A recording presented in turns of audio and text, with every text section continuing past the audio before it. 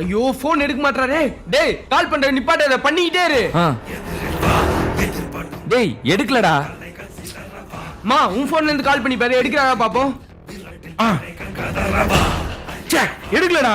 அவங்க வீட்ல வேற யாராவது போன் வச்சிருக்காங்களா? யாருக்கு கால் பண்ணாலுமே எடுக்கலடா.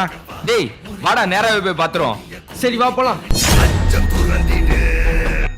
இவ்வளோ கோவமா நாங்க எங்க சொந்தக்காரர் வீட்டுக்கு தான் போறோம். அவர் எங்களுக்கு பண்ணதை நாங்க திருப்பி கொடுக்க போறோம். என்ன பண்ணாரு தானே கேக்குறீங்க? அம்மா நான் பாஸ் ஆயிட்டேம்மா, 400 மார்க் வாங்கிட்டேன். 400 மார்க்கா? எனக்கு ரொம்ப சந்தோஷமா இருக்குடா.